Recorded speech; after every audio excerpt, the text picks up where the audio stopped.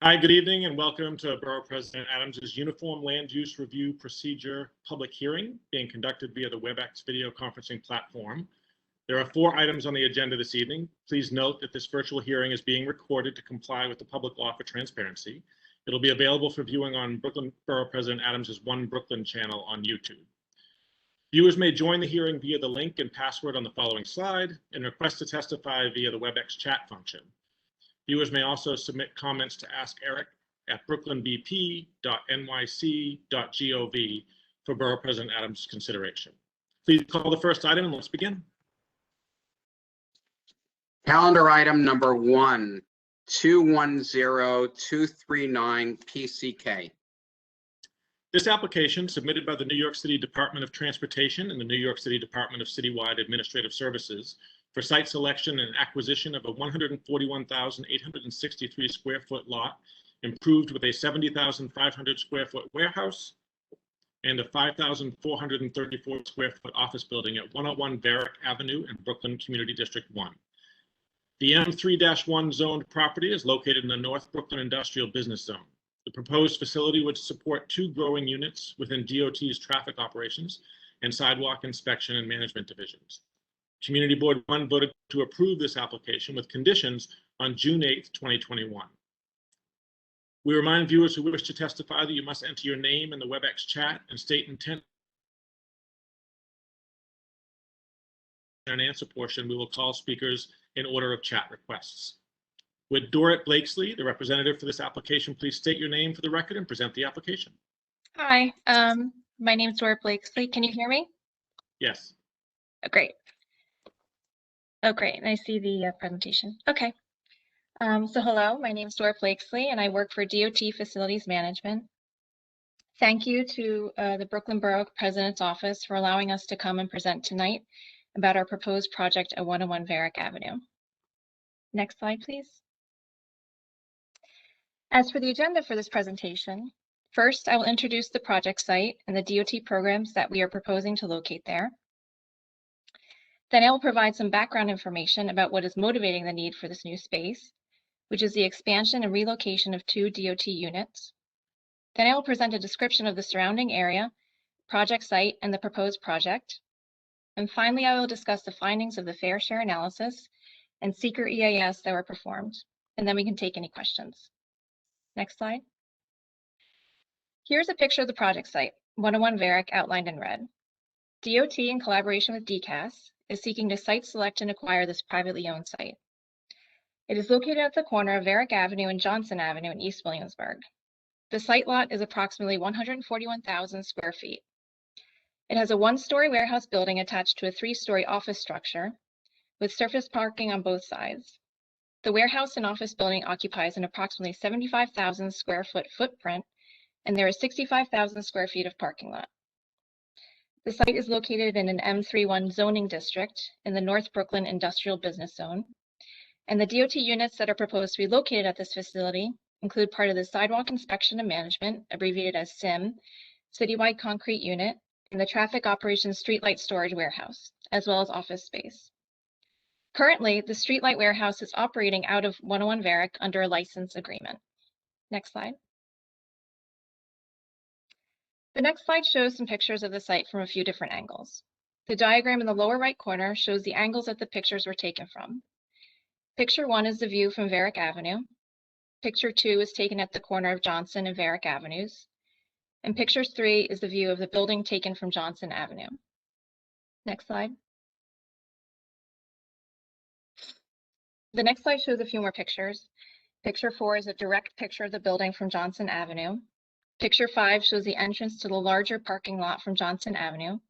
And picture 6 was taken from further down Johnson Avenue, looking towards 101 Varick, and you can see the building next door in the picture. Next slide. To provide some background that explains why DOT needs new space at 101 Varick, there are 2 DOT units that have been affected recently by important city priorities. First, the Sidewalk Inspection and Management, SIM, Citywide Concrete Unit, is a vital DOT operation that is crucial for the safe movement of pedestrians throughout New York City. This unit is responsible for sidewalk repairs and pedestrian ramp, traffic median, and pedestrian safety island installations throughout the 5 boroughs. This unit is expanding due to a court mandate that requires the installation of new curb ramps and upgrading existing curb ramps to current ADA standards.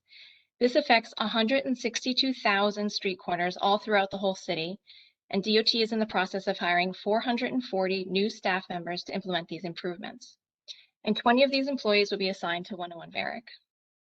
These new employees can't be located at current SIM locations because these locations are already over capacity. The second DOT unit that has been recently affected by a city priority project is the Traffic Operations Streetlight Warehouse.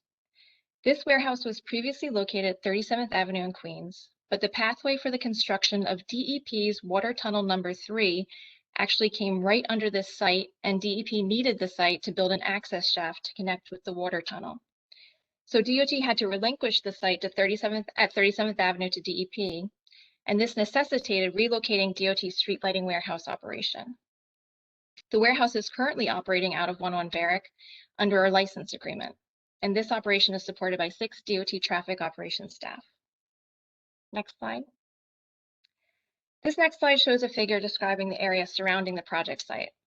101 Varick is outlined in black in the middle, and the dashed line shows the study area, which extended to a distance of 600 feet from 101 Varick in all directions. 101 Varick is located in East Williamsburg in the North Brooklyn Industrial Business Zone, and it is adjacent to a significant maritime and industrial area. Land uses within the 600-foot study area are primarily transportation utility, industrial, and manufacturing. There are a substantial number of 1 to 4 story manufacturing warehouses, varying in size and containing storage and distribution uses, as well as art and film studios. Next slide. 101 Varick has been identified by DOT as a very good location for their SIM, citywide concrete, and streetlight warehouse operations for many different reasons. The site is well served by public transit. It's only 0.3 miles from the L train, and there are several bus lines nearby, and employees will be encouraged to take public transportation. Also, there's access to Metropolitan and Flushing Avenues, as well as the BQE, which is very important, as operations at the site will be providing services to all boroughs.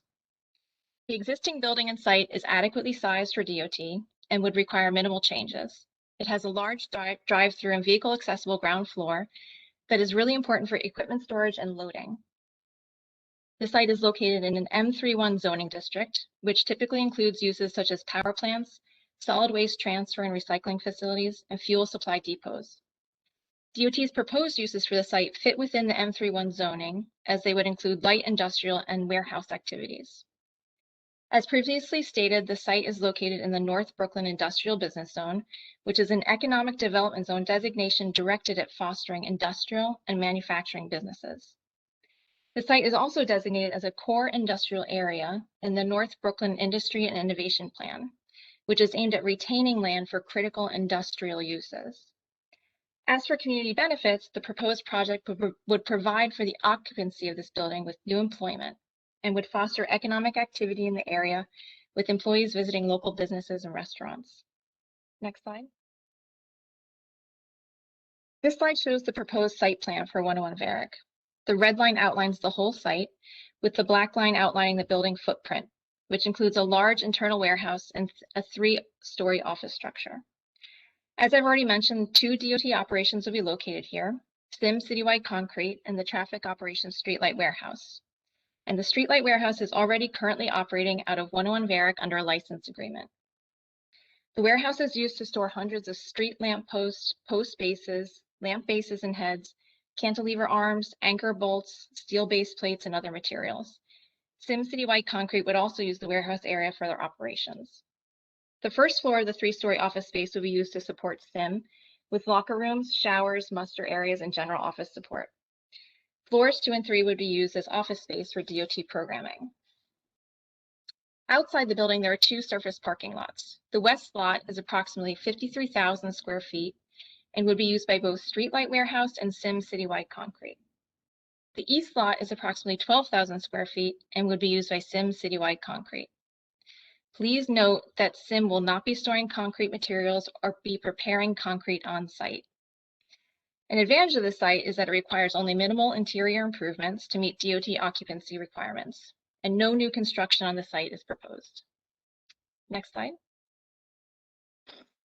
As for flood resiliency, 101 Varick is located in the 0.2% annual chance of occurrence coastal flood hazard area, primarily the surface parking area.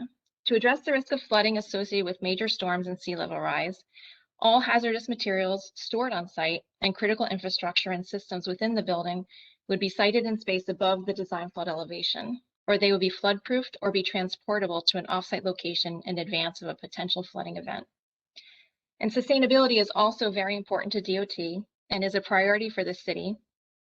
So DOT, in partnership with DCAS, will be exploring the opportunity to incorporate energy efficiency into the building retrofit, and we'll look into the possibility of installing rooftop solar panels or a green roof. We will also explore what is possible as far as a rooftop agricultural installation. That will be a very exciting project, and we will like to discuss this option with the building ownership. Next slide. A fair share analysis was performed for the site to determine whether there are a disproportionate number of city facilities in this area that perform a similar function. This figure shows the city facilities within 1/2 mile of the proposed facility. The DSNY facilities are the red dots labeled 1 through 3B. There are 4 of them. And the DEP facility is the red dot labeled 4. There's 1 DEP facility. The DSNY facilities are garages, a salt shed, and a parking lot. And the DEP facility is a garage/storage facility. There are a few concrete batching plants in the surrounding area, but they are very different from the proposed facility at 101 Varick. They are very large volume concrete plants with concrete materials and mixing occurring on site. As stated previously, DOT will not be storing concrete materials or be preparing concrete on site. There's only one other DOT facility that is within 1/2 mile of 101 Varick. This is the Metropolitan Avenue Bridge, and it is not similar in nature to the DOT facility that is being proposed at 101 Varick. Based on this analysis, it was determined that there was not a disproportionate concentration of similar city facilities in the study area. The purple shading shows that 101 Varick is located within the North Brooklyn Industrial Business Zone, and the proposed operations are compatible with existing facilities and zoning in the surrounding area. And the need for the proposed project by DOT was stated in the 2020-2021 citywide statement of needs. Next slide. This project underwent a city environmental quality review, and an environmental assessment statement was created, which analyzed the project and any potential environmental impacts. It was determined that the project would not create any significant adverse impacts related to hazardous materials or contamination. The site and building would be getting minimal updates, which would not disturb the ground. Also, it was determined that the vehicle trips generated by the proposed project in on-site operations do not exceed the secret technical manual threshold of 50 peak hour vehicle trips. So the proposed project is not expected to result in any significant adverse traffic impacts. The analysis also concluded that the project is not expected to result in any significant adverse parking impacts, considering the proximity of the site to public transportation. A negative declaration was issued on April 1st, 2021, stating that the proposed project would not have a significant adverse impact on the environment. Next slide. At the Community Board Land Use Subcommittee hearing, the question was raised about the potential impact of the vehicle and truck trips generated by the activities at 101 Varick in relation to the facilities in the area that have large gatherings or concerts, sometimes during the day. An analysis of the DOT program showed that the number of truck vehicle trips generated are well below the secret threshold for a detailed traffic study. The threshold is 50 trips per hour, and the DOT program would generate a maximum of 4 truck and/or 7 vehicle trips per hour during the peak hours. As far as pedestrian safety around the site, at times where pedestrians could be walking to or leaving the nightlife venue, the crosswalks surrounding the site are high visibility. There are curb ramps at all 4 corners at Johnson and Varick, and the corner of Johnson and Varick is traffic signal controlled and includes a pedestrian signal. Next slide. So in summary, DOT is seeking to site select and acquire the property at 101 Varick Avenue to house an expanded SIM citywide concrete unit and relocated street lighting warehouse. The project site is ideal for DOT for many reasons. It's located close to public transportation. It has excellent vehicle access to the city's highway system. It has both industrial and office space that is adequately sized. It is appropriately zoned for DOT operations. It requires minimal improvements. It could increase economic activity for local businesses. A fair share analysis determined that there is no disproportionate concentration of similar city or DOT facilities in the area, and a seeker EAS determined that the project would not create significant traffic, parking, or environmental impacts. Next slide. So that concludes the presentation. Thank you for listening, and we'll take any questions. Thank you very much. I have a couple questions. I think you touched on them in your presentation, but I just want to make sure we're on the record and see if there's more to say. It's Borough President Adams' policy to promote rooftop urban agriculture. This building's extensive roof appears ideal for promoting such a policy, which could be achieved by leveraging the city's lease as the building occupant. Therefore, what consideration has been given to using the city's lease to incentivize a rooftop agriculture installation, either open to the sky and or in a greenhouse? And if not, would the agencies be open to exploring and advancing such possibilities? I will have other members from my team also weigh in, but from my understanding, I don't think the lease language has been completed yet. So this is definitely something that our team would love to look into. We are all very excited about this kind of work, so it would be great for us. I'm not sure what like the roof limitations are as far as a green roof or agriculture and what type of load that would create on the roof. So that would be something that we need to look into, but solar panels are also something that is a good option. But we would, if this is a important goal for the borough president, we would first look into a agricultural installation and then see what other possibilities are there if that might not work out. Anyone else from the team want to weigh in on this? But no, I think you got it handled, Dora. Okay, that's kind of, we have to discuss with the ownership. Yeah. Yeah, the second question kind of follows along, but I'll just say it, read it out here. It's the Borough President Adams' policy to promote the use of sustainable and renewable energy resources focused on advancing a sustainable future in Brooklyn. And it's also his policy to promote practices to retain stormwater runoff.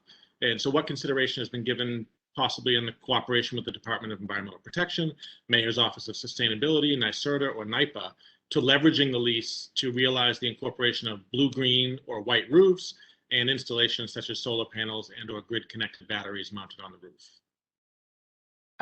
Yeah, as this as well are all great opportunities, and we would definitely we want to implement as many of these as we can.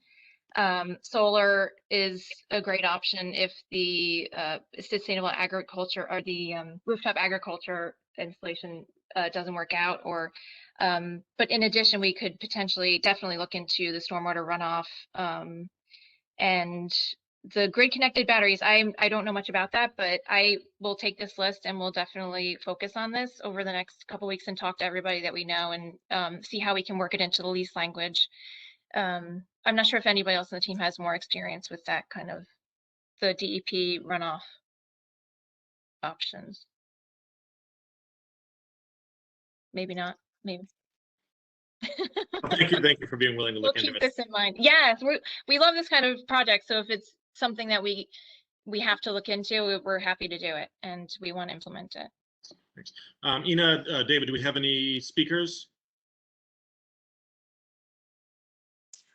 We do not. I would like to note that our previous public notice for tonight's hearing misstated the event address, number, and password. So if we can just keep up this slide for a little bit longer in case anyone wants to either call in or log in with testimony. Okay, and I'll just remind viewers who wish to testify that you must enter your name in the WebEx chat and state intent to speak on the application. After the presentation and question and answer portion, we'll call speakers in order of chat requests. So Richard, I'll leave it up to you to close the item. Calendar item number 1 is closed. Calendar item number 2, 200296ZMK, 200297ZRK. These applications submitted by Zitchcock Stern pursuant to sections 197C and 201 of the New York City Charter for land use actions affecting the west side of 18th Avenue between 48th and 49th Streets in Brooklyn, Community District 12. The proposed zoning map amendment would change the project area from R5 to R6B and establish a C2-4 overlay 35 feet from 18th Avenue. A concurrent zoning text amendment would designate an MIH area coterminous with the project area.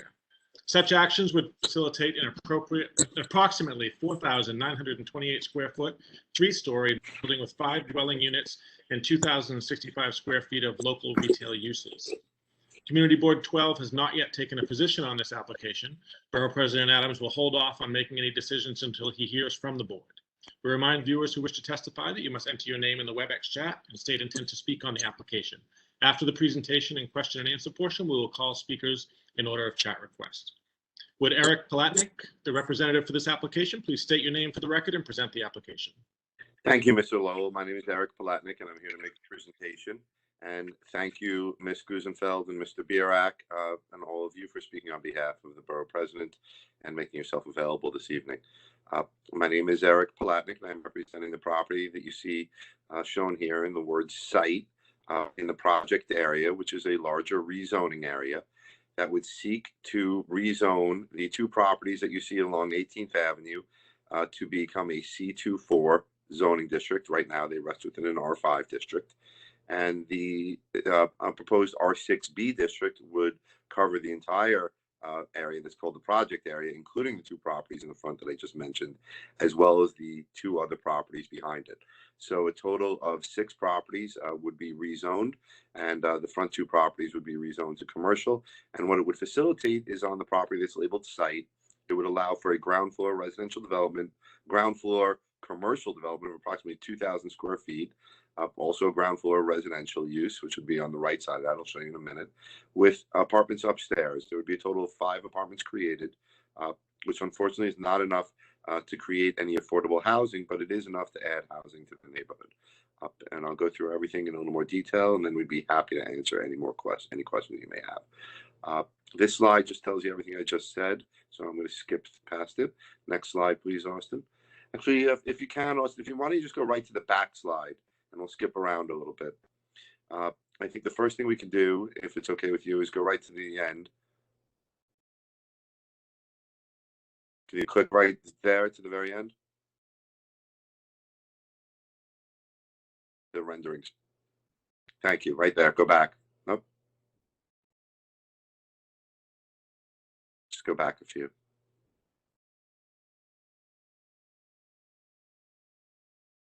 More. Back. I apologize. I thought you'd be able to go right to the page. One more back, please, Austin. There you go. If approved, this is what the application would allow for. It would create a ground floor retail use in the center there that you see with the glass.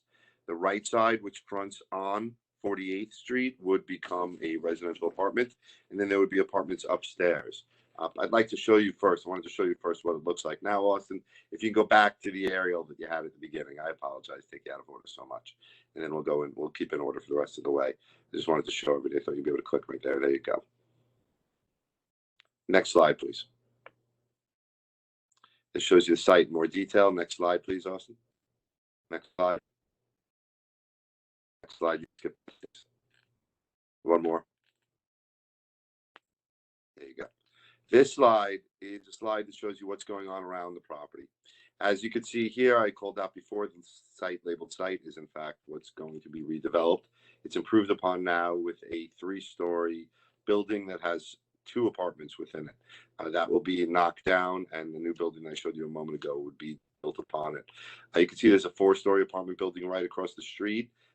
There's a public school to the right, at the bottom lower right-hand corner. And the rest of 18th Avenue is improved upon with commercial ground floor developments. And we'll show you more of that as we proceed through. Next slide, please, Austin. This slide shows you the consent letters that we've secured from numerous property owners around us.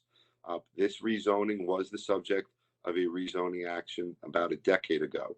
That rezoning action was withdrawn at the last minute due to the opposition of a neighbor. That neighbor has since left the neighborhood, and there is no more opposition to the application. We had a community board meeting the other night. Nobody spoke against it. And we have numerous letters of support, which these numbers are representing. The 2 properties that don't have letters of support, we were not able to obtain those, but Mr. Stern, the applicant, has in fact spoken to those owners. they've indicated support as well. Next slide, please. This slide shows you very clearly why the commercial overlay is really appropriate in this location. As you can see, the block fronts up and down 18th Avenue, with the exception of where the school is. That's diagonally across the street from us, but the remainder of them around us do have a commercial overlay. We are requesting a C24 overlay. The difference would be that our proposed C24 overlay, I'll show you in a minute, will not extend as far back along the side streets as you're seeing the C13. It was discussed with us, as well as with Department of City Planning, and as well as with Community Board 12, and we all agreed that nobody wanted to see any encroachment of commercial use down 48th Street or on 49th Street. So you'll see that in a moment. I'll call that out. Next slide, please, Austin. Just show the property in relation to the zoning, larger zoning district that's shown there in the lower left of the slide. Next slide, please. Next slide. You can go to the photographs next, please. There you go. This slide shows you a good depiction of what's on the property right now.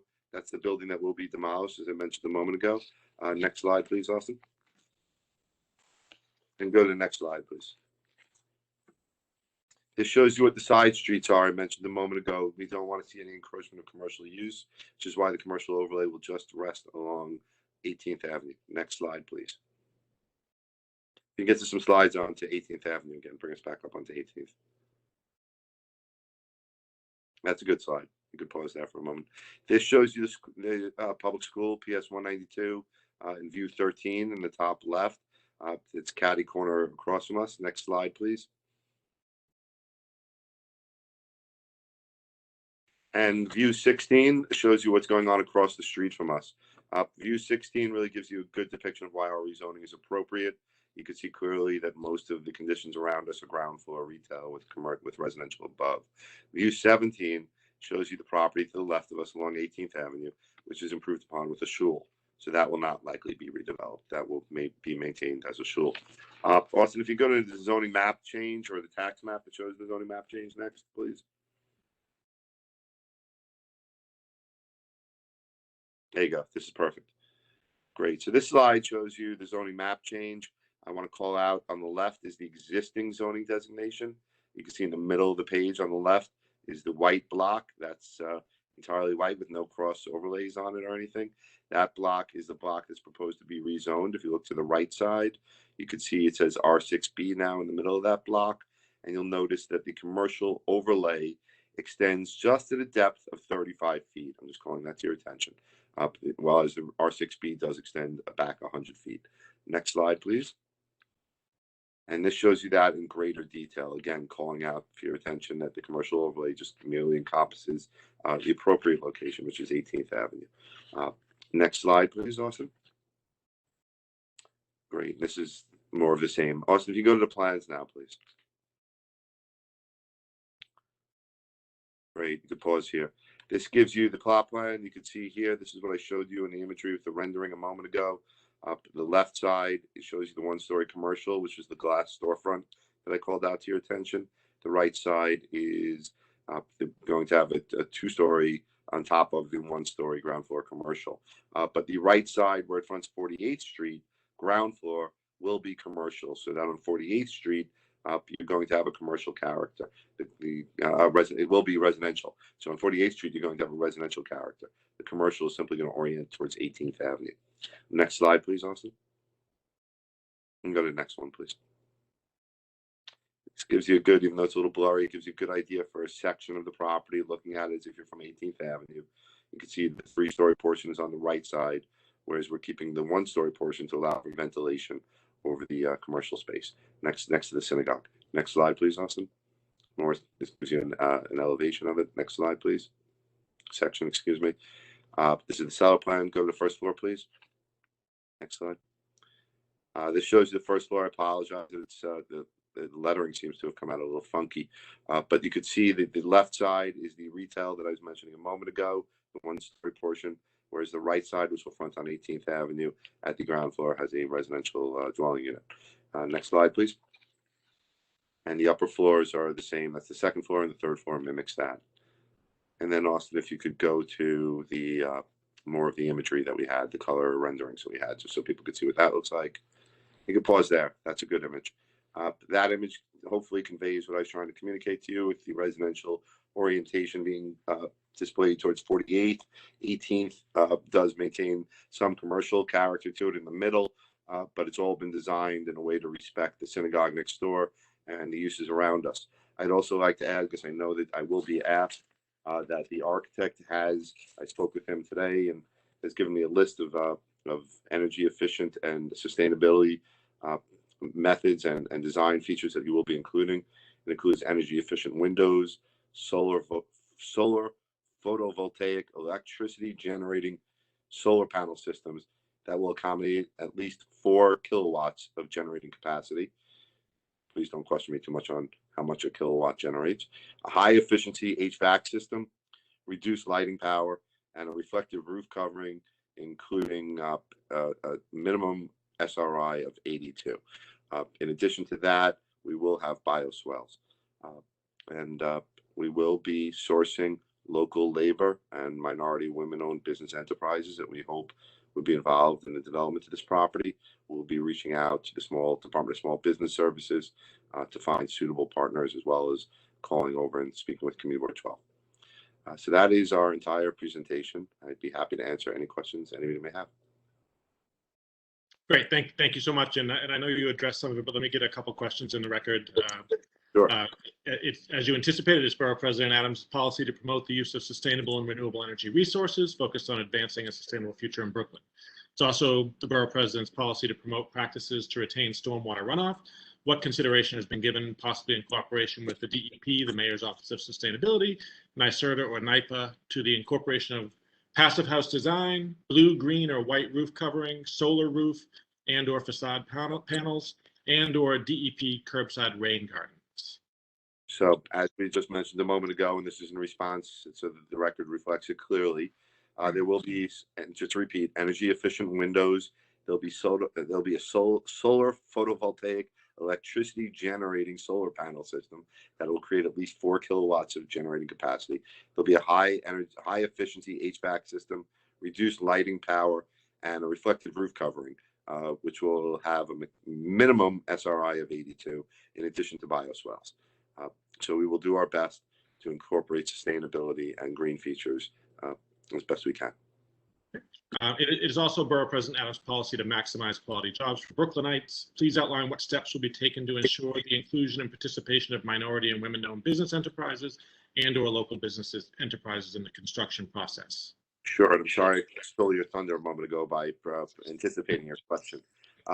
We will be working, because this is a smaller project, we haven't done much outreach yet because we've been waiting until we get closer to approval. But we will be speaking with the Department of Small Business Services to try to partner with minority women-owned business enterprises, as well as through local hiring groups and workforce groups that might be able to provide some local labor to us. We'll also be working with local contractors. We're not anticipating to go too far, so we will be working with Brooklyn-based contractors and suppliers for all of our building materials. Thank you. Thank you. Ina, do we have any speakers?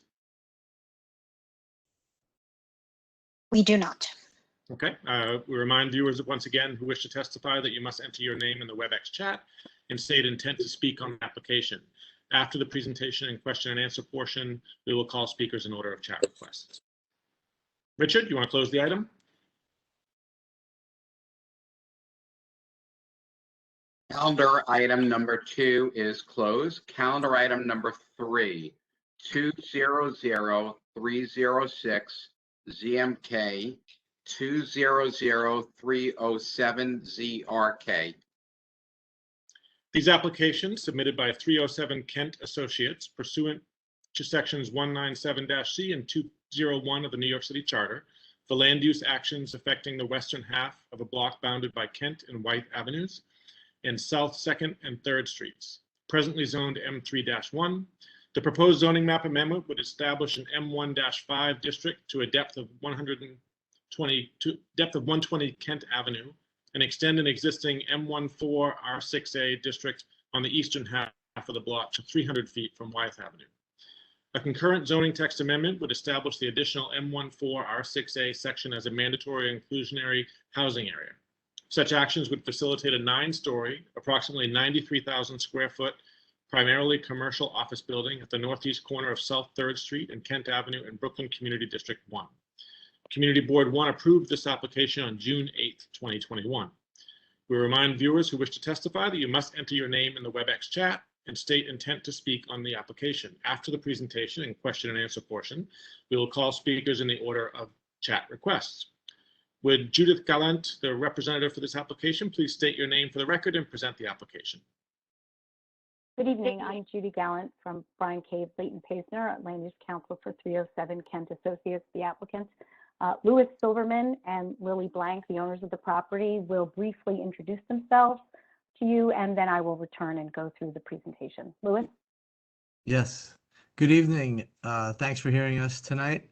My name is Louis Silverman. I'm a partner in 307 Kent Associates. Just to give you a little history, my family and I had operated a business on Kent Avenue since 1961. Currently, we own and operate real estate in the area, and we remain stakeholders in some small businesses as well. As we've all seen, the area changed tremendously from heavy industrial and light industrial businesses move out, and considerable amount of residential development in the area. We are planning to build a mixed use. Well, it's really an office building with the ability to accommodate a few different uses, one being medical use, one being light manufacturing, and retail as well. As we've seen, COVID has wreaked havoc on the world and changed a lot. What it has done is it has changed the need for office space in Williamsburg, as we see it as an amenity. So because people want to stay more at home and walk to work, essentially. I will turn now to Lily for an introduction. Hi, my name's Lily Blank. I'm Lewis's, the other owner of 307 Kent. I'm actually a psychologist in my day life. My father also operated a business at 307 Kent for many years, from the early 60s to the late 80s. And at one point he was given the opportunity to buy the building, which he did with Lewis's father, who he rented his trucks from. I worked for my father many summers, and after school as a kid, I remember when both Domino and the Schaefer Brewery were working operations. I smelled beer long before I ever tasted it. I don't know if you remember, but that's what Kent Avenue smelled like, the Schaefer Brewery. After my father ended his business, we rented for many, many years to City Meals on Wheels, and they were wonderful tenants. It was a really great relationship. And they came to us a number of years ago and said that the type of business that they were operating, which was the type that my father had operated, which was basically trucks, you know, going up and down Kent Avenue, was just no longer viable there. So they relocated. And at that point, Louis and I started to talk about, you know, how to move forward. The neighborhood was clearly changing, and what could we do with the space that would, you know, be the best for the community, the best for, you know, that would fit into the way things were changing. And I'm going to pass it on now to Judy Gallant, who will, you know, tell you where we've sort of landed. Oh, I'm sorry. So sorry. May I have the presentation? Thanks. If you could do the next slide, please. This is an application to rezone 307 Kent Avenue to facilitate, as you just heard, the construction of a 9-story building that would accommodate office, retail, light manufacturing, and community facility uses. The rezoning area is located on the western portion of the block, bounded by Kent Avenue on the west, Wythe on the east, South 2nd on the north, and South 3rd Street on the south. Next slide, please. This aerial photo shows the site, which is located at the corner of South 3rd and Kent Avenue, and its surrounding context. The Domino buildings and Domino Park to the west, northwest, and southwest, the Williamsburg Bridge to the south, and Grand Ferry Park to the north. Next slide, please. The site is a 14,425 square foot lot that is currently developed with a single 9-story building occupied by a warehouse and event space. The application proposes to rezone the site from an M31 heavy industrial district to an M15 light industrial district because the neighborhood around the site, as Lily explained, has changed from a neighborhood, from a manufacturing area to an increasingly mixed-use residential area, and the M3 district is no longer appropriate, as you'll see from the following slides. Next slide, please. As you can see from the photo on the left, to the west of the site across Kent Avenue is the Domino Refinery Building, part of the 5-block Domino campus that was rezoned in 2010 from M31 to commercial districts. That refinery building is being enlarged and will be converted to residential use. To the south of the site, across South 3rd Street, it's the same slide. You don't need to change, go back. It's just the picture on the right. The picture on the right, across South 3rd Street from the development site is the Domino Upland Building at 325 Kent Avenue, which is a 15-story residential building with ground floor retail. Further south, not shown, is 350 Kent, the southernmost Domino Building, which is, you can't see it, but it will contain 422 dwelling units, commercial space, and parking. That's what's planned for that. Next slide, please. These photos are looking northwest from the development site. On the left is a zoomed out view of 325 Kent, fully occupied residential building with ground floor retail. To the south of the site, across Kent Avenue, 280 Kent, also not pictured here because it's not yet developed, will contain 680 dwelling units, a new elementary school, and parking. And then further north, shown in the photo on the right, is another Domino building, 260 Kent, which is a mixed-use project consisting of 2 towers containing 332 dwelling units, commercial space, and retail. In total, the Domino project will contain almost 2,300 dwelling units and 480,000 square feet of commercial space, really transforming the area from a heavy manufacturing district to a mixed-use community. Next slide, please. In addition to the Domino residential buildings, which we've just gone through, there's also residential use adjacent to the development site to the east and on the balance of the project block, much of which is already mapped within an MX district that permits residential use. It's an M14 R6A district.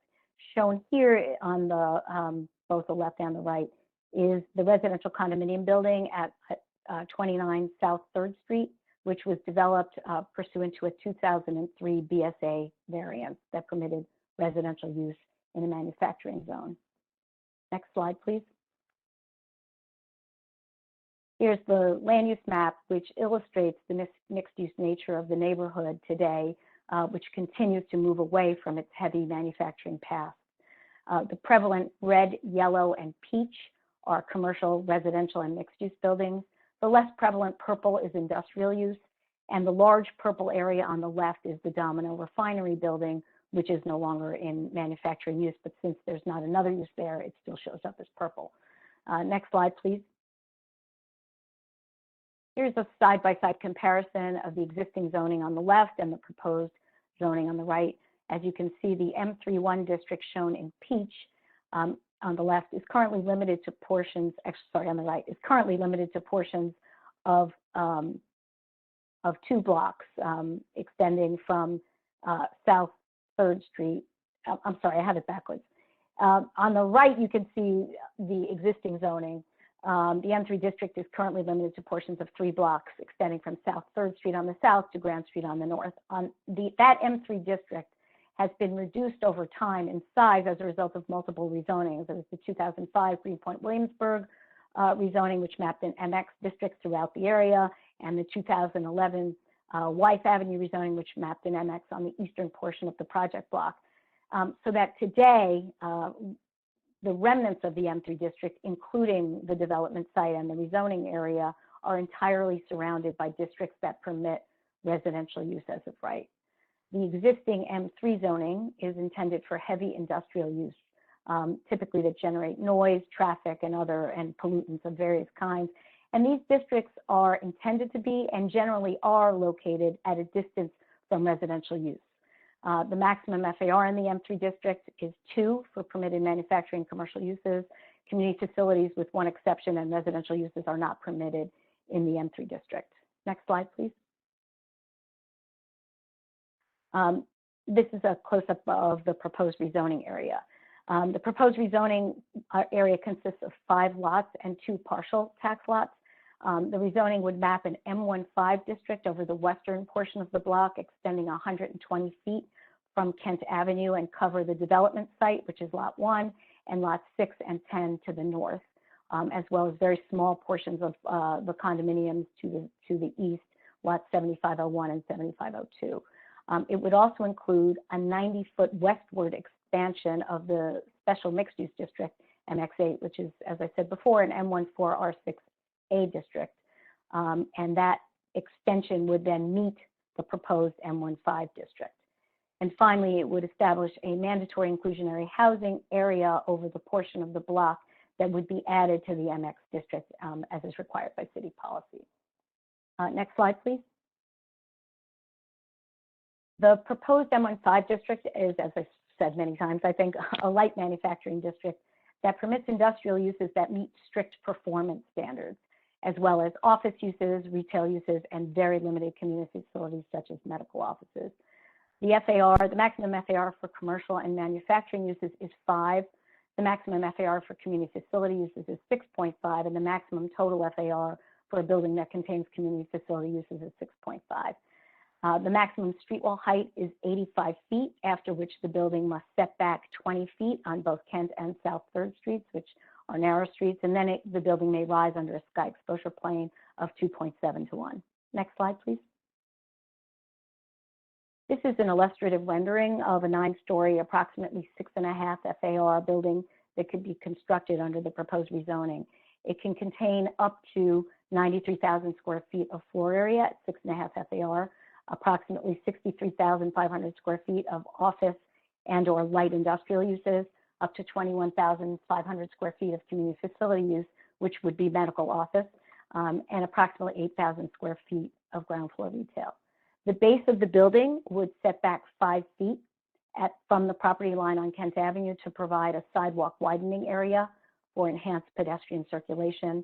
The building would then rise to 5 stories and 85 feet, set back another 20 feet on Kent Avenue and 25 feet on South 3rd Street to a total height of 151 feet. There would be an outdoor terrace at the 6th floor, a setback terrace that would be used or could be used by tenants for passive recreation. The building is planned to have high ceilings, as you can see from the rendering, to accommodate light industrial users. Only 12 bicycle parking spaces are required, but 62 are planned for the seller because the vision for this building is that it would accommodate small businesses from the area who have employees who would like to walk or bike to work as opposed to commute by other forms of transportation. There would be 1 loading berth accessed via a curb cut on South 3rd Street, about 77 feet from the intersection with Kent Avenue. Next slide, please.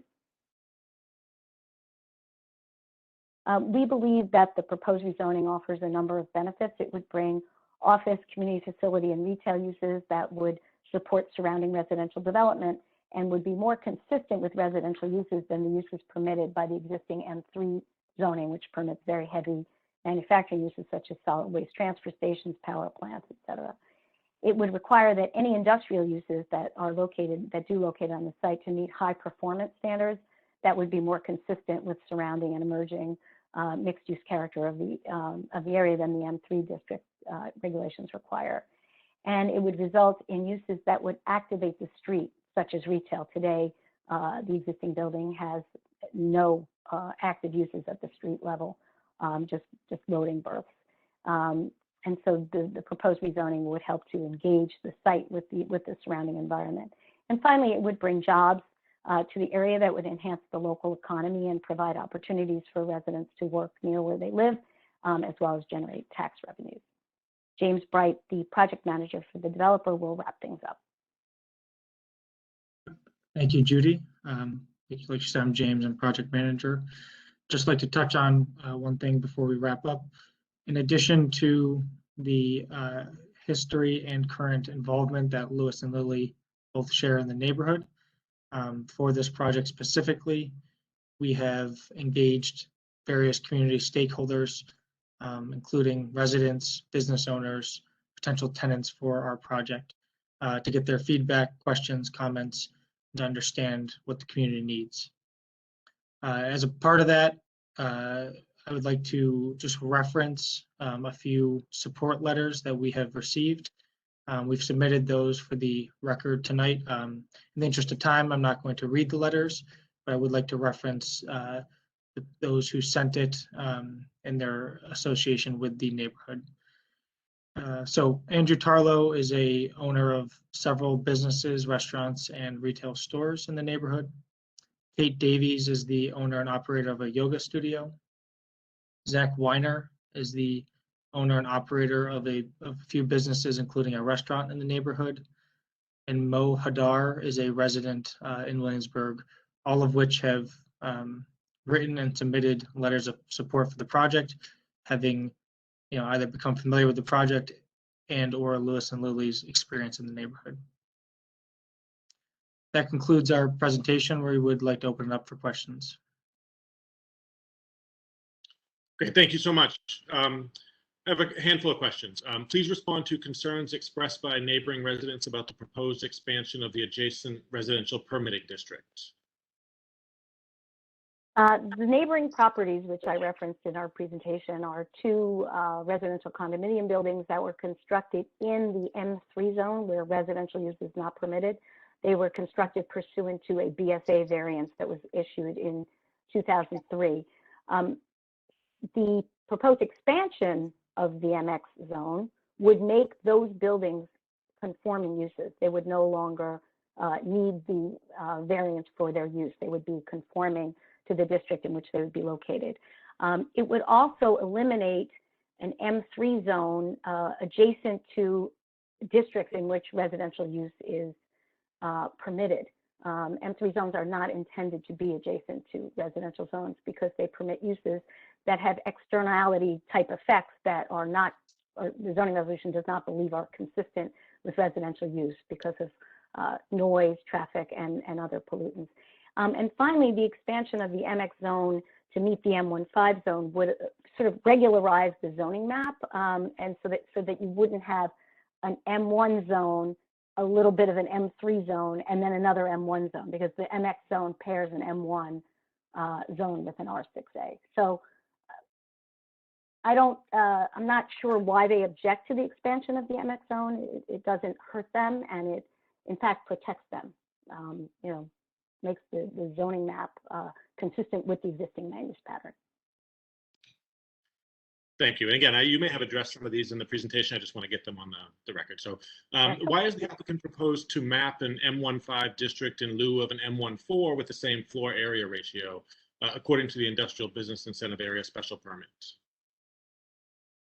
So we began our discussions with city planning for this rezoning in the last quarter of 2014. And at that time, the Industrial Business Incentive Area special permit did not actually exist. So it was not among the zoning tools that we discussed with city planning. It was added to the zoning resolution in May of 2016. And at that point, this application had been under discussion with the city planning, the staff of the Department of City Planning for more than a year and a half. Through discussion with the staff of the Department of City Planning and the staff of the council member, we arrived at the M15 as an appropriate request for a rezoning and preferable to the M14 because it allows more commercial and manufacturing FAR and makes it more economic sense to redevelop the site under the M15 than the M14. And it also liberalizes the loading berth requirements. The M14 has a higher loading berth requirement than the M15, and many view those loading requirements as somewhat dated, given the types of manufacturing uses that would likely locate it in an area like this. It seemed more consistent with what could be reasonably anticipated to locate here. The M15 district allows light manufacturing uses, and the building will be built, as Louis said, to accommodate light manufacturing uses with high ceilings and a loading dock and ground floor retail designed really hopefully so that people can sell products that they might produce on the site if that's of interest to tenants in the future. And while the applicant would like to attract those types of uses, it does not feel it can commit to that kind of a use and those kinds of tenancies given the uncertainty in the market. The overriding vision of this building is to provide a space where small businesses can locate with employees who would like to live and work near each other and would be able to bike to work instead of commuting to Manhattan. With the growing residential character of the area and the changes that have occurred because of Domino and other similar projects in the area, the developers believe prior to COVID that this kind of an office building for smaller users, for local businesses with needing smaller footprints, would be attractive and that there would be a demand for that. And we believe that that demand has only increased with the pandemic. There's less of a desire to commute to large office buildings, to commute to Manhattan, to go to work. And this building can be part of the post-COVID recovery of the borough, allowing people to live and work adjacent to each other. I think you just spoke to my next question, but let me just put it on the record. Would the developer be willing to provide affordable space for light industrial and maker businesses, as well as arts and cultural groups? And if so, how would such a commitment be recorded? Judy, I think Louis will address that. I think you sort of you gave some information which was real helpful there.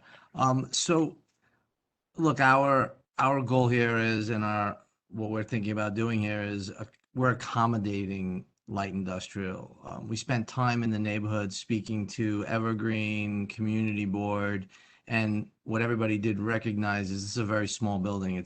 Ultimately, it could be the maximum of a 70,000 square foot building if we don't have medical use, because the community facility adding the additional square footage will only be built. It's not a bonus. It's a bonus only if we build it, if we can find the right medical user. And their biggest concern, which is rightfully so, Community Board 1, was we don't need vacant space here. And the way we're looking at this is we have the ability to accommodate all of the uses that we put forth. And that's the goal, is to, because of COVID and so many changes, and in the next few years, because, whatever this process we go through, we end up getting a rezoning and it takes time to build. We really don't know. It's very hard to commit to something that you don't really understand or know. And the last thing that you want is you want to layer on some sort of commitment that may not fit the environment in a few years. So that's kind of the way we see this. And we do have the ability, and we believe there'll be some, but we just don't know. And it's a small project, as we said. And also, I would just add that Community Board 1 did consider imposing a condition that the building contains some specified percentage of industrial use. But after a robust debate, they concluded that allowing this development to have flexibility to respond to the market was preferable to ensure a successful project. At the end of the day, what they did not want to do, as Louis alluded to, is create a requirement that could possibly result in an empty building. They most certainly did not want that. And so they voted not to impose such a condition. Thank you. It's Borough President Adams' policy to promote the use of sustainable and renewable energy resources focused on advancing a sustainable future in Brooklyn. It's also his policy to promote practices to retain stormwater runoff.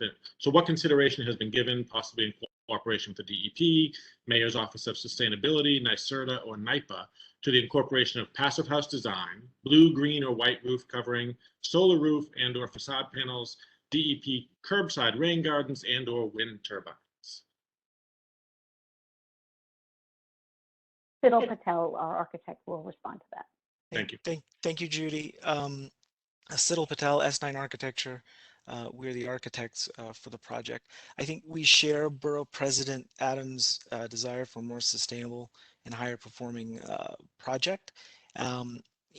Insofar as achieving higher performance building standards, we've looked at several options, several different systems, including a high efficiency mechanical systems and a high performing envelope in terms of both not only the wall assemblies but also the window systems. So we're committed to that. Solar and wind turbine technology, we are very excited about On this project, however, given limited roof space and surrounding taller buildings, we don't feel that it would yield energy generation that would be significant. So we are looking and very interested in green roof technology, specifically sedum trays, which we think would obviously help with water detention. Given our enhanced sidewalks, we have the width for rain gardens and definitely other landscape features at the sidewalk. And so we definitely believe those are achievable exercises that we would plan for as part of a comprehensive landscape design, both at the amenity terrace level and, like I say, at the sidewalk level. And then just globally for the project itself, I think the overall goal is to get a sustainability consultant, get a team together, and really try to achieve LEED certification. And we certainly believe a LEED Silver for the building is highly attainable. So the overall goal is a high-performing, highly sustainable building, and we think the current proposed zoning actually helps us in many ways achieve that. Thank you. And my last question. It's Borough President Adams' policy to maximize quality jobs for Brooklynites. Please outline what steps will be taken to ensure the inclusion and participation of minority and women-owned business enterprises and/or local business enterprises in the construction process. Sure. We certainly, as a team and as an ownership group, owners certainly recognize the importance and the value of minority, women, and locally owned businesses. And to that end, we intend to incorporate them into the construction of this project. To be specific, we have already collaborated with St. Nick's Alliance to support their skill build program.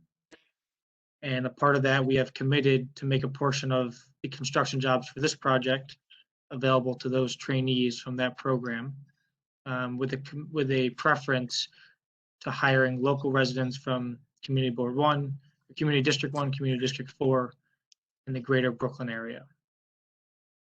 Furthermore, although it's not construction related, we also intend to incorporate local labor and hiring for the operation of the building. We are currently discussing with 32BJ, which is a local labor union, on how to incorporate fair wage practices for the operation of the building after construction is completed. Thank you. Ina, do we have any speakers in the chat? Jeff, before we get the speakers, I just want to quick question. So you Please. mentioned during a presentation sidewalk width of an extra 5 feet along Kent and a substantial increase in the number of intended provided bike parking spaces. What memorializes, or how do we know those things actually happen when the building's constructed? The sidewalk width will be incorporated in a restrictive declaration, a seeker restrictive declaration, because it was assumed in the EIS. So that will be recorded against the property and required. The bicycle parking spaces would not be. That's just, as I said, that's the contemplated number of spaces. Only 12 are required. Developers feel that there is a call for bike parking, and so they are absolutely willing to provide more than what is required, but are not committing to the number. I think given that we still have to finish the rezoning, take the temperature of the market, understand what's going on. This is the market as we see it today, and obviously we want to respond to the market. So that is not something that we're committing to, but that's the intent. Is to provide more than the minimum required. Thank you. Ina, any speakers signed up? Do we have a Marissa Williams of 32BJ here?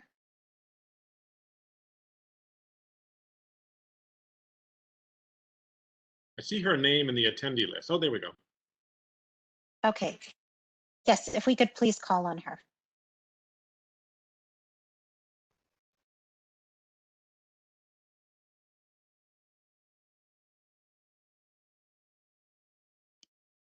Marissa, you're unmuted. Hi, everyone. I am here tonight, but I didn't actually register to testify. That's not a problem. As long as you're here, you can testify and you have 3 minutes to do so. Oh, no, I didn't. We didn't want to speak tonight. We were just hearing what the community felt on the project. Okay, great. Thank you for attending. And if you do choose to provide testimony, you can send it to askeric@brooklynbp.nyc.gov. Thank you.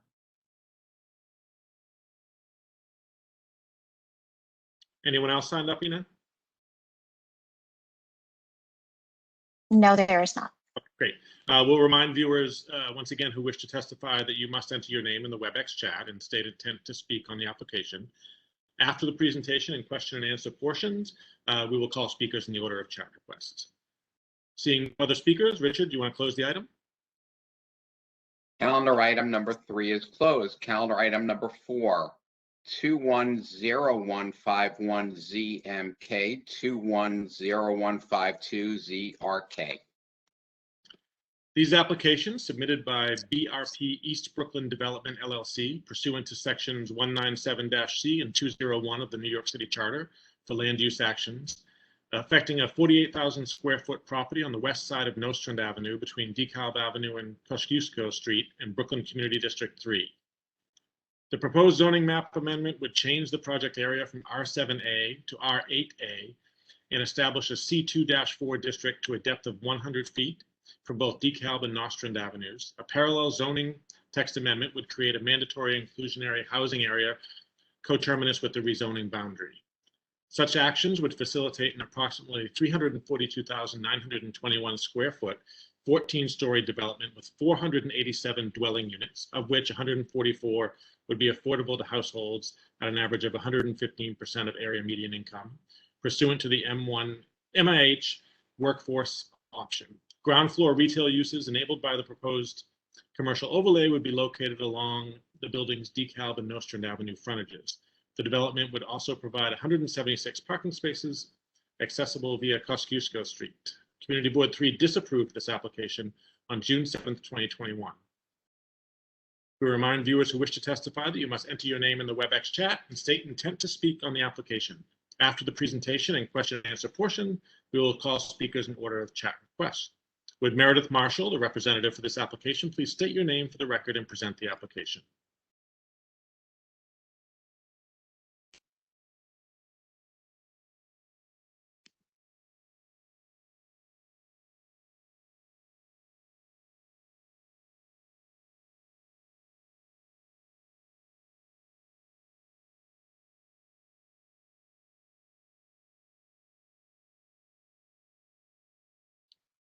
Again, Meredith Marshall, if you would just please present your, state your name for the record and present the application. You may have to unmute yourself. Okay. I was locked in until now.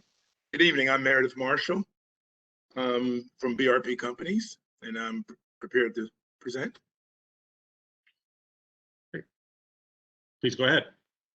Okay, so we're here for 270 Nostrand Avenue for the rezoning of this property. But first, if you can go to the first page, I want to give a quick 30-second of who we are, because I think that's important for the project. And good to see you, Richard. We've worked with Richard for probably the past 15 years on maybe 4 or 5 projects. So I'm a managing director of BRP Companies. We were founded in 2003. We're an award-winning developer with projects, notable projects in New York City and Philadelphia. I founded the company with my partner, business partner, Jeff Lanoy, in Brooklyn at 739 Fulton Street. In 2003, we're a fully integrated real estate firm. We started out as a development firm, but we have a construction, an acquisition finance fund business. We have a property management business, and we've done a lot of affordable projects in New York City, primarily the boroughs of Brooklyn, Queens, and in Harlem. We've completed over 2.5 million square feet of mixed-use developments. In Brooklyn, we've completed about 6 projects in the last 7 or 8 years. 75% target low-income and ultra-low-income households in Bedford-Stuyvesant, East New York, Flatbush, and Fort Greene.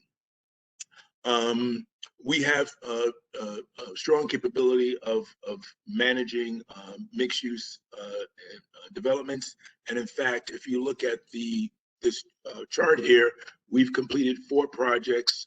The last quadrant on the lower right-hand side 2 years ago. But the Garvey and Bradford, Richard, if you remember, we rezoned this in 2007 with the 197A, along with Community Board, HPD, and HDC. These were the first 2 projects. The Garvey was 100% low income at 40 and 60% of AMI. The Bradford is ranging from 30%. Most of the units are 30 and 125% of AMI, with the top 25% at 130% of AMI, 100% funded by HPD, HDC, and our own equity. And then the last 2 projects were done in conjunction with Bed-Stuy Restoration. They're at 20% at 80% of AMI, and the balance at market rate, which is about 130 to 140% of AMI. Next slide, please. This project, which is at the southwest corner of DeKalb and Nostrand in Bedford-Stuyvesant, is proposed 487 unit development. It'll be mixed use, mixed income, obviously, owing to the Affordable New York. 30% of the units, approximately 144 units, will be restricted. Between 70, 90%, and 130% of AMI, averaging 115% of AMI, as is proposed. We have an additional community benefit that we're discussing with the community board that we can discuss later. About 20,000 square feet will be allocated for retail. We're talking to a national grocer now. Based on feedback from the council person, we want to reserve 5,000 square feet for community retail, and we will engage with, we've been having talks with Urbane, which is a minority-owned consultant slash manager of real property assets, to allocate 5,000 units for their use, so they can offer it below market to community retailers of their liking. We spoke to a few not-for-profits, but we think Urbane will be the best person for that. The site is a 47,000 square foot site. Again, it's at the corner of Nostrand and DeKalb Avenues. It's proximate to the G train, and the site's currently vacant. It was demolished a few years ago. We are the contract vendee, and we intend to build the project and own the project for the foreseeable future. It is on an opportunity zone site, so the thought is to attract capital that will own and maintain the site for at least 10 years. Next slide. We'll have Mary Seraphy from my firm to get into the details of our proposal.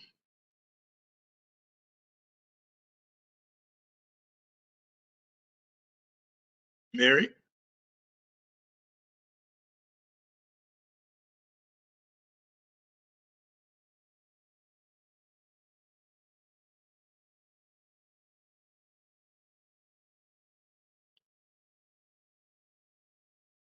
Can you let Mary Seraphy unmute? Yep, I'm in now. Thank you. Okay, perfect.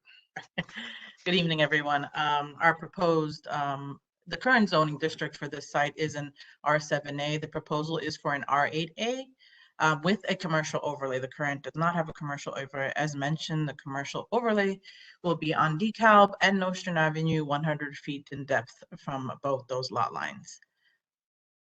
Go on to the next slide.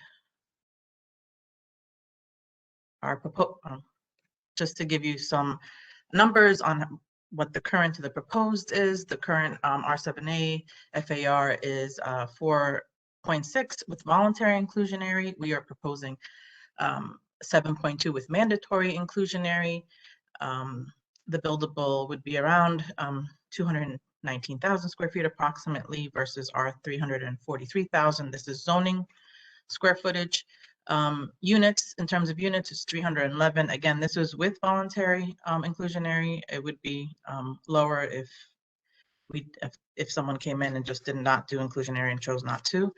We are proposing 487 with mandatory at 30%. I should state that the current zoning only does 20% voluntary, so we are increasing that by 10% with 144 income restricted units. The maximum height in an R7A is 95 feet / 9 stories. We are proposing 145 with 14 stories. Parking is 50%, and we are proposing 40%. However, we are providing extra parking. You can go on to the next slide just to go over the proposed rendering for the project. Being located in Bedford-Stuyvesant, it was very important for us to look at the building as context to our brownstones, our taller housing that is in the area. So the methodology that we took there was we are using mimicking our townhouse lower tier portion of the building with red brick, creating a strong base for commercial spaces along Nostrand and DeKalb Avenue, and really minimizing the building facade beyond the setback floors in order to not create more bulky and to provide light and air into all the units. The next slide represents our focus on setbacks, illustrates how important setbacks were. We studied every street separately because it needed to be studied separately. Kosciuszko being that of a lower height buildings, we have our setbacks located from the 8th story. We then set back 15 feet to 12 stories. And the facade that you see in front of you then turns on to Nostrand, where it's a little bit more busier street, has some taller buildings on it. Also, we studied light and air with this, so this would not encumber both DeKalb or Nostrand on light and air that's there right now. And we looked at that as a 10-story setback with a building of around 14 stories. However, we also looked at our property line adjacent to our building, and that was important to us. So we are also sitting back there at the 8 stories with a little bit of breathability between our existing building and our proposed new building. The next slide represents what I just went over in terms of our setbacks. Again, very important for us to look at each street separately. As mentioned, our community district is represented in the red, so 100 feet beyond, and on Kosciuszko, you would have our non-commercial uses. The next slide represents what we're proposing, our ground floor space, since it's important to look at our 5,000 committed retail space for community retailers, both commercial and community facility, and then looking at a larger commercial user both on this floor and the lower level. Our entrance for the residential would be off of Nostrand Avenue, trying to give the most frontage on DeKalb Avenue to have a continuous street wall for retail users. And as mentioned, our parking entrances on Kosciuszko. The next slide represents our amenities and finishes.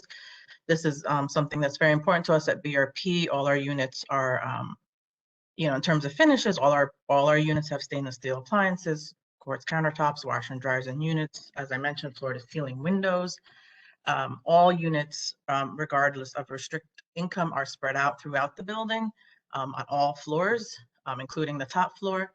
Amenities are available to everyone. We locate our amenities both on the lower level to have expanded landscape terraces, as well as the upper level to let all tenants have the availability to be able to enjoy views from the upper levels as well. And these are just some of the amenities that we are proposing in this building right now.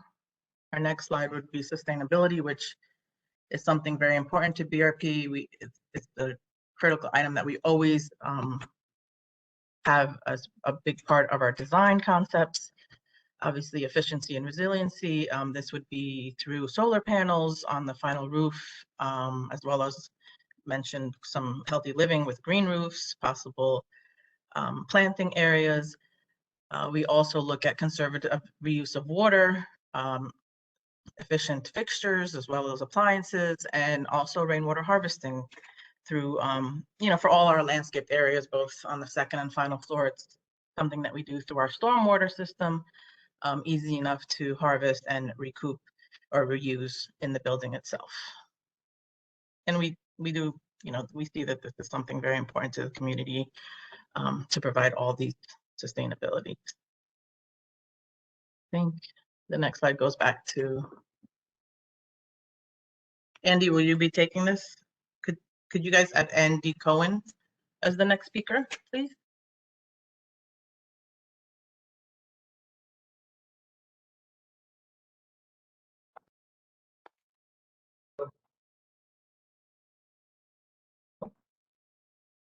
Sorry. Thank you. So we met with the community board a number of times on this project, I think 4 or 5 times. And in response to the community board, we came back with a proposal. We're willing to come back with a proposal to increase affordability across the project. So the requirement as per mandatory inclusionary and the Affordable New York program is 30% of the units affordable, blending to 115% of AMI.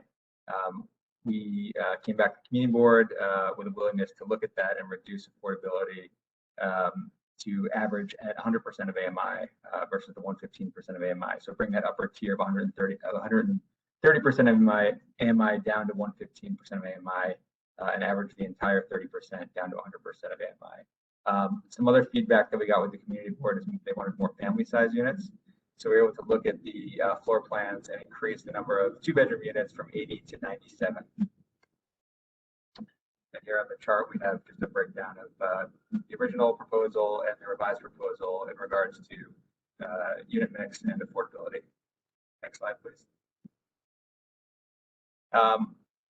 Some of the feedback we got speaking with local officials, local community members, is that the community is losing its its workforce, so its middle income tenants, due to higher incomes moving into the brownstones and a lot of the new construction being built through HPD and HDC affordability programs.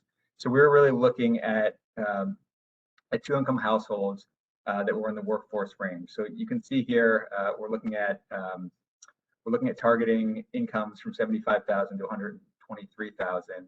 And if you look at the makeups of the households that will qualify for this, this sort of middle income tier, we're looking at, a family with 2 income earners, one a transit worker at a mid-low range of the schedule, $63,000 a year, and a 32PJ member at $53,000 a year. So your combined income was $116,000 a year. A second example, similar transit worker and a social worker, combined income at $114,000 a year. An example C is 2 DC37 members in the mid to low range at $58,000 a year for $116,000 a year combined household income. These are workforce incomes. A lot of times, the current affordability programs overlook, 2-income households that sort of make this range. If you look, for an example, household D, similar to 2 union workers, both in the service industry, both that work that make the mid and high range, and they would actually not qualify for an affordable unit. In this project, or most of the affordable housing projects developed in the community board, at $167,000 a year, albeit there's still a need for this housing, and those tenants would qualify through the unrestricted portion of the building. Next slide, please. So we had a fair amount of questions in regards to affordability. We've been in the community for a long time. Meredith can speak to this more after the presentation. But we looked at the breakdown of incomes in the community, and which is sort of shown on this bar chart here. So if you look at the blue dotted line circled incomes, those are all incomes at or below $45,000 a year, and those incomes generally qualify for Section 8 and/or NYCHA, NYCHA units. A bulk of the programs that the city finances through its affordable housing programs target sort of that green section and below. So, $45,000 to $60,000 a year, which would sort of be tax credit eligible incomes. And then there's a real lack of building for sort of this red component, which are workforce middle income. We've done some of this with the city, but it's very difficult to get finance, and now the city has sort of moved to a more low income and very low income program for its affordable housing programs. So these are the incomes that we feel are leaving the community and moving elsewhere, whether it be other areas of the city, but really more recently to other areas within the region. So Pennsylvania, outside of New York City, down south. So we're really trying to, maintain sort of the solid workforce in the community. Slide. Again, this is just sort of a similar chart in terms of the households that we're targeting and the AMI levels. So, anywhere from $83,000 a year up to $145,000 a year are sort of our primary targets for a development like this. If you look to the left, the city's programs target sort of the incomes that are in the gray area, and we find that in the red area, there's just not a lot of housing built for these income mixes.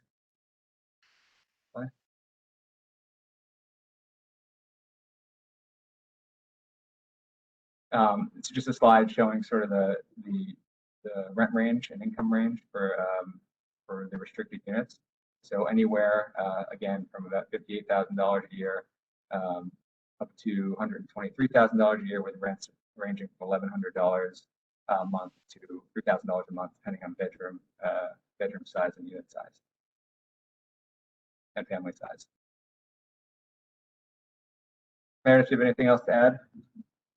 No, I think it's a beautiful building, and I don't know if the Borough President's office remembers, but we built Caton Flats, which is at the corner of Caton and Flatbush Avenue in Brooklyn, along with that's in Eugene Matthews District. We work with Khaki, the late great Dr. Hastig, on that project, and it's the same building. We went to an R8A, same density. This is a little larger lot. But it's the same thought as we build transit-oriented, mixed income, mixed use housing that really serves the need of the community. And that's what we do. Again, we're one of the largest affordable developers in the city. We happen to be a minority-owned firm. We're one of the largest minority developers in the country. Most of our portfolio is affordable. We know how to build affordable developments, but in the case of Bedford-Stuyvesant, East New York, even Flatbush and Harlem, where we build, and the Bronx, quite frankly, a lot of those projects were subsidized by DC, HPD, or the state. In this case, it's a private lot. No such financing is available. The city has other priorities, and some of those priorities are our own projects on city-owned land. This is the missing link to build workforce housing. And, this addresses 30% will be mandatory, permanent, affordable, and 70% will be market rate for this market. But that market rate is attainable housing. And we're a pretty good property manager, and we think this will be a great addition to the neighborhood. There will be no displacement. The lot is vacant. We'll create jobs, not only in construction, but permanent jobs. And we're talking to responsible retailers that will have a training program that will pay a decent wage and pay healthcare benefits. And we're working with minority-owned firms to manage 5,000 square feet for the community. We see significant community benefits in this development. And as you mentioned, it was rejected by the community board, but I think it's fair to say in a transparent manner that we had 60% voting against it and 40% voting either for it or abstaining. And quite frankly, we believe the community board leadership that understands housing, understands the pressures that the city has, voted for the project. So it wasn't unanimous. We were disappointed, but we're not despondent, and we think the project can be built, and we think we have significant support in the community, given our track record and given our presence.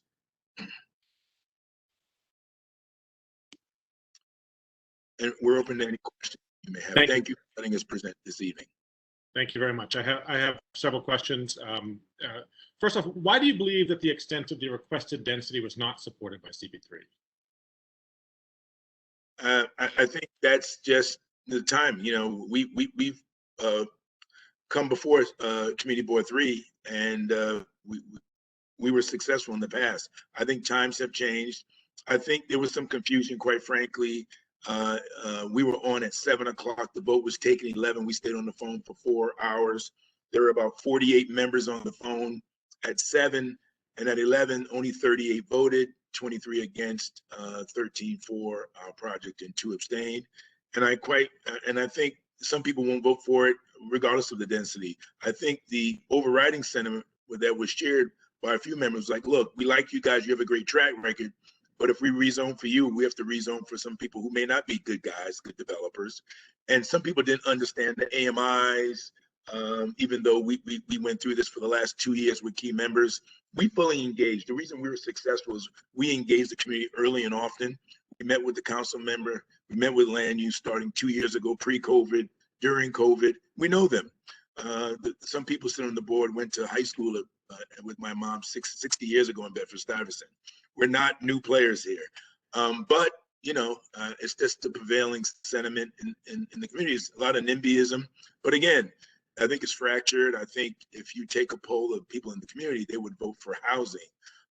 Some people said the rents were too high, but we know them. They rent their 1-bedrooms and their brownstones at higher rates. So that can't be the real issue. I don't, you know, again, we can't reconstruct the vote, but again, 40% voted either for the project or abstained. So that's just how it turned out, unfortunately. Why does the applicant believe that the mandatory inclusionary housing workforce option with average allowable rent collected indexed at 115% of AMI is an appropriate public benefit for the requested density? Andy, you want to take?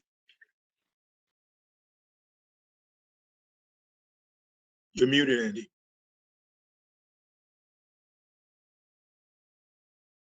Andy, you're muted. Sorry about that. Merit, I mean, maybe you can speak more to this historically, but we're in the community with the 4 projects that Merit had mentioned. We have our, albeit not in this community board, but in Flatbush on a more mixed income project where we have 50% of the building that, with rents similar to the rents in the building. And the sentiment that we're hearing from the community is that, a lot of folks who grew up in this neighborhood are priced out in both directions. So, kids who grew up in the neighborhood don't qualify for affordable housing, typical affordable housing, sort of the 80% and below AMI. And then, those same young adults and adults can't afford sort of, to buy a brownstone where prices are topping, $2+ million. So we're building for sort of that workforce for people that are being, displaced out of the community. Now, we agree there's a need for affordable housing, but they're, deeply affordable housing, but there are programs that are available for that through HPD and HDC and through the state and through public housing. There are no programs really available right now for middle income development. So all the development that's being built is targeting either low income or on the luxury market on the condo perspective. We believe that, the current owners of this building or another developer to come in, they could, very realistically build this building as 100% market rate condo, and there'd be no affordability. So we're trying to develop this in a smart and way that benefits the community from a workforce perspective. Thank you. I think you had a slide on this earlier, but regarding the affordable housing units, what is the qualifying income for prospective households based on household size, the anticipated rents based on number of bedrooms, and the distribution of units by bedroom size? Probably best to look at the slide. Who's controlling the slides now? Are you, or is it Zach? David, are you in control of the slides?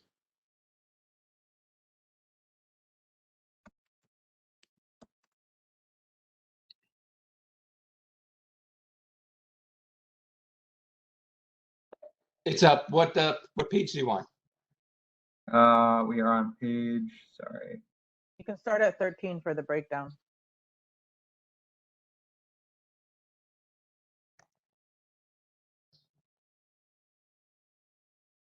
Yeah.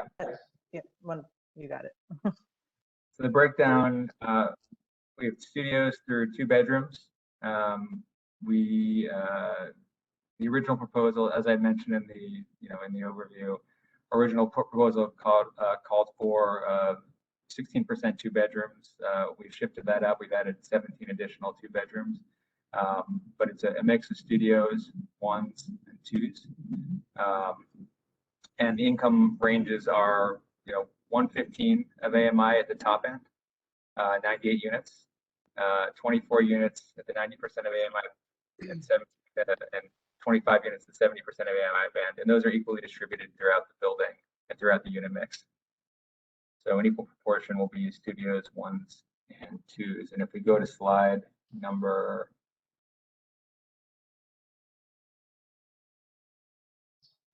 16, we have the AMI by household and family, by household size and AMI level. So depending on the year, we're looking at incomes ranging from $58,520 a year up to $137,195 a year for a 4-person household. David, I think we're off by a slide on that. Right. So Andy, so the key here is if you look at our entire portfolio and the 4 products in Bedford-Stuyvesant, what we have in Flatbush and what we have in East New York, we own about 1,200 units in Brooklyn, and 200 are 130 of AMI or market rate. 1,000 is between 30% ultra low up to 125% AMI, with the greater majority being at or below 60% of AMI, which is targeting a low income cohort. And so what we found over the last 15 years, I don't want to use the G word, but the displacement we have, particularly in these neighborhoods, are middle class and younger residents, primarily African American and Latino, moving out to other places, Philadelphia, New Jersey, Atlanta, because they can't afford to live in the current area. It's not nice being displaced. It's not our tenants that have Section 8 or have permanent affordability in our buildings. They're middle class, Black and brown citizens moving out. So this helps address that, and it addressed the gaps in the affordable finance ecosystem, which primarily finances single head of household households that make at or below 80% of AMI. But as you can see, the bulk of our units are targeted to 100 and 120% of AMI, which is the forgotten majority of households in New York City. We're not targeting the Gold Coast of Brooklyn, Williamsburg. We're not competing with them. This is in Bedford-Stuyvesant, right in the heart of Bedford-Stuyvesant, opposite the Home Depot.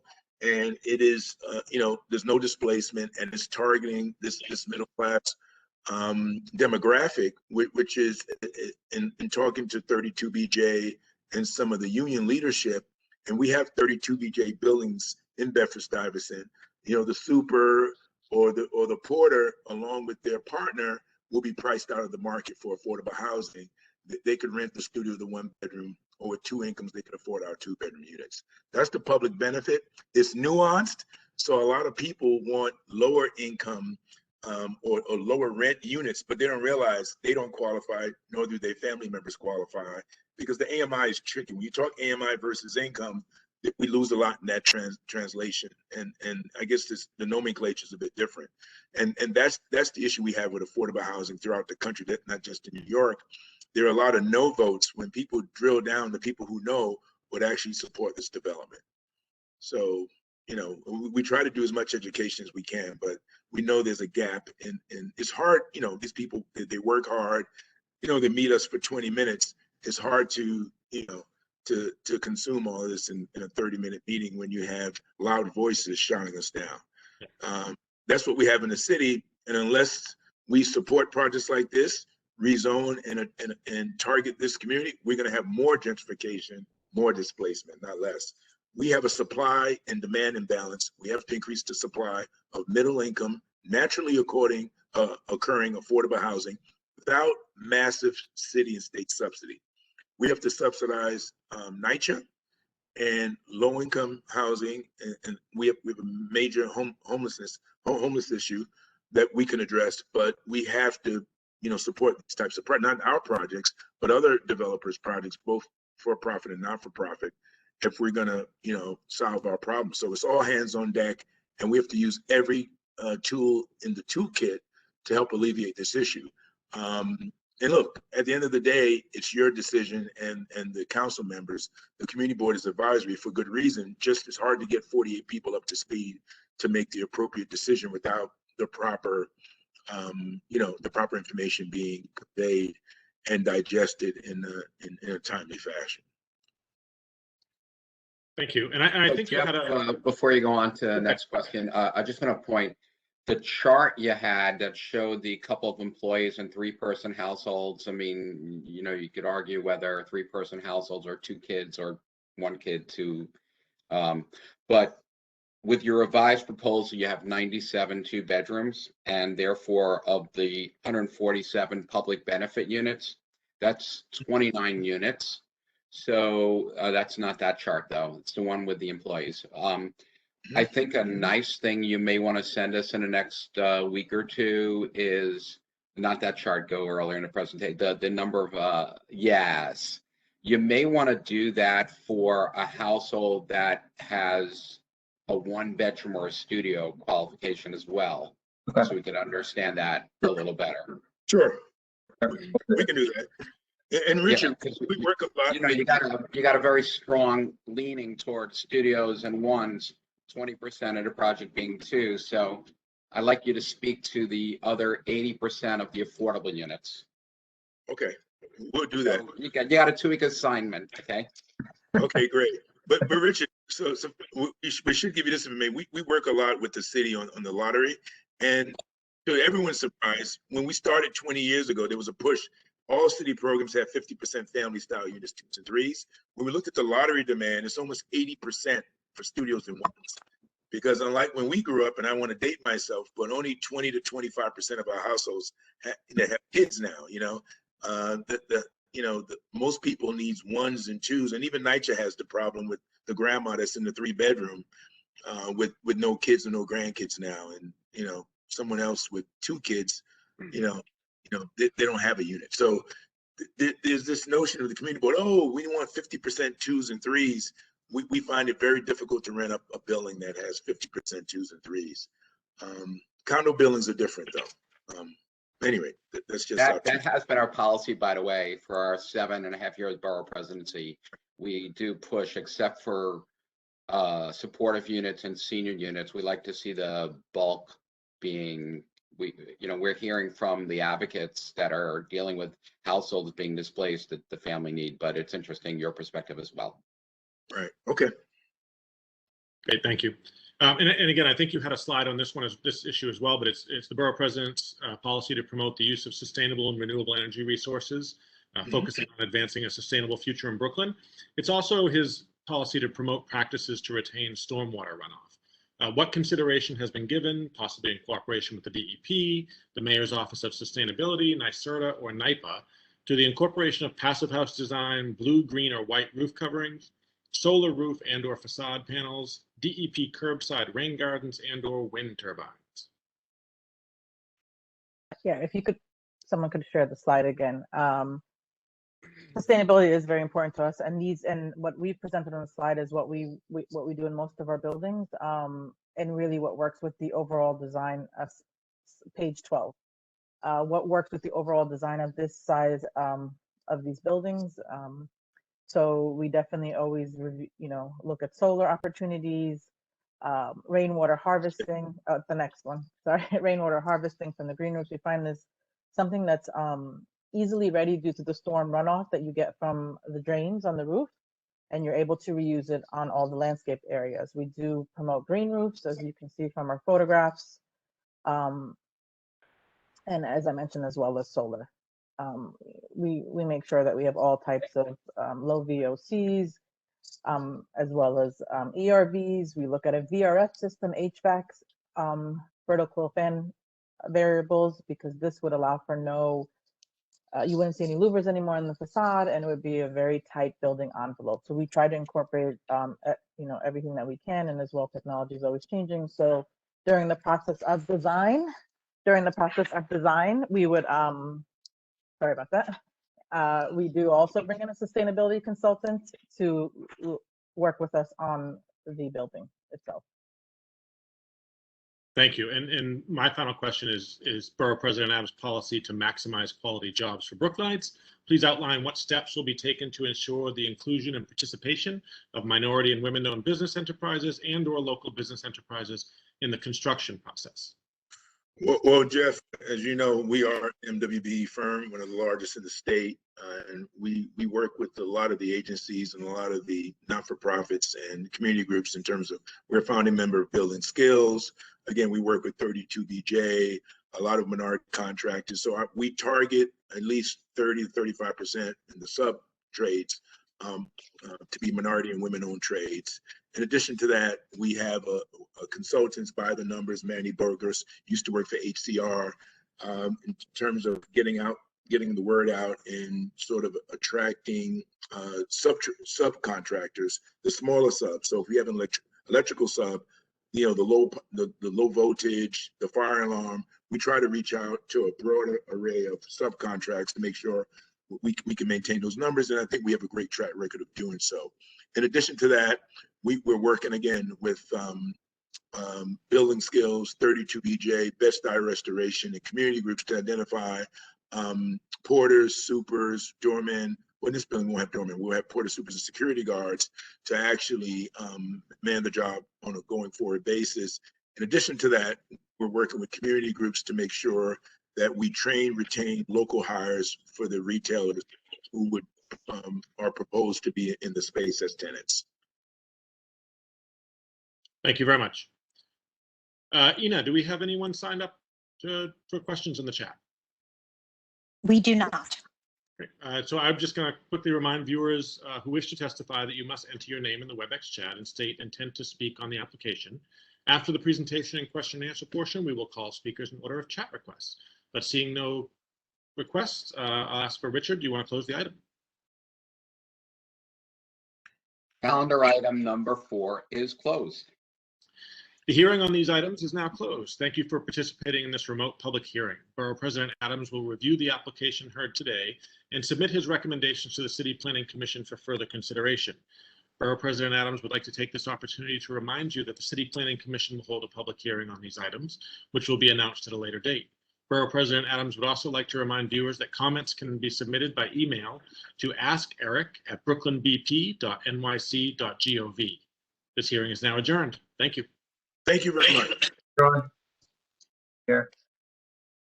Cheers. Thanks, everyone. Thank you. Bye-bye. Good evening. Be well.